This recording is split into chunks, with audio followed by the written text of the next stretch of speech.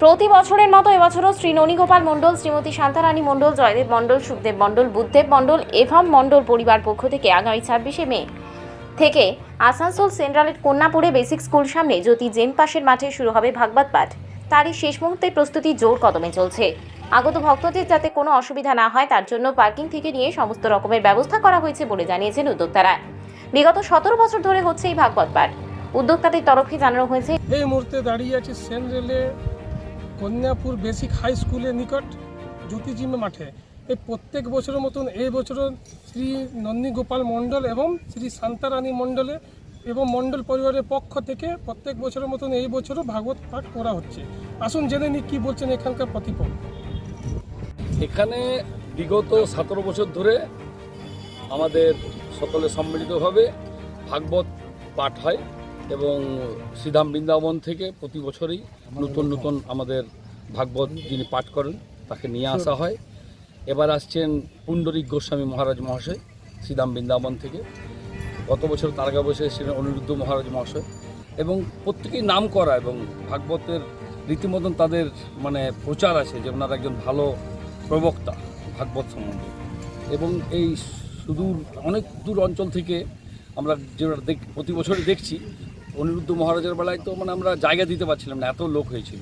এবারও আশা রাখছি ওরকমই লোকের সমাগম হবে। এই বিশেষ করে ভাগবতের দিকে স্বতঃস্ফূর্ত পাচ্ছি। আমরা প্রচারে যাচ্ছি, বিভিন্ন লোকের অনেকে কন্ট্রিবিউশন করতে চাইছেন, আর্থিক সাহায্য দিতে চাইছেন যে তারা কিছু দিতে হবে কিনা। আমরা বললাম না আপনারা যাবেন, খালি ওটাই আমাদের ক্ষেত্রে যথেষ্ট। মানুষের কি সুবিধা করা আছে এখানে? মানুষের পার্কিংয়ের সুবিধা আছে, শৌচালয়ের ব্যবস্থা করা হয়েছে, খাওয়া দাওয়ার ব্যবস্থাও আছে, প্রসাদ বিতরণ প্রত্যেক দিন শেষে, প্রোগ্রাম শেষে প্রসাদ বিতরণ হয়। এবং এমন হয়েছে বিগত দিনগুলোতে যে অনেক দূর দূরান্ত থেকে এসছে, তারা রাত্রিবেলায় ব্যাক করতে পারেননি, মনে করেন কোনো কমিউনিকেশন হয়, আমরা শেল্টারের ব্যবস্থা করেছি, থাকার ব্যবস্থা করেছি, তাদের খাওয়া দাওয়ার ব্যবস্থা করেছি, কোনো রকম কোনো অসুবিধা যাতে না হয়। এখানে প্রত্যেক বছরে দেখা যায় মোটামুটি 4 থেকে 5 লাখ লোক শ্রদ্ধালু আসে ভাগবত শুনতে। 5-6 লাখের লোক মানুষকে কেমনি করে ট্যাকেল করতে পারে? মতো ভিড়। আমাদের অনেক ভলেন্টিয়ার্স আছে, অনেক স্বেচ্ছাসেবক আছে যারা আমাদের সাথে জড়িত আছে। তাদের দিকে যেভাবে ডিউটি দেওয়া হয়, সাইকেল স্ট্যান্ড করা হয়, আর লোকাল সহযোগিতা আছে, চারিধার থেকে লোকাল সহযোগিতা আমরা পাই। পুলিশ প্রশাসনও সাহায্য করে। আচ্ছা, এই প্রোগ্রামটা কবে থেকে কবে? এইবারে শুরু হচ্ছে আপনার 26শে মে, 25শে মে আমরা কলস যাত্রা দিয়ে শুরু করি বিকেলবেলায়, যেটা আমাদের উদ্বোধনী অনুষ্ঠান বলা হয়। এবং সেটা শেষ হবে 7 দিন ভাগবত পাঠ হওয়ার পর আবার একদিন 24 প্রহর কীর্তন হয়, অর্থাৎ 24 আওয়ার্স হরিনাম সংকীর্তন হয়।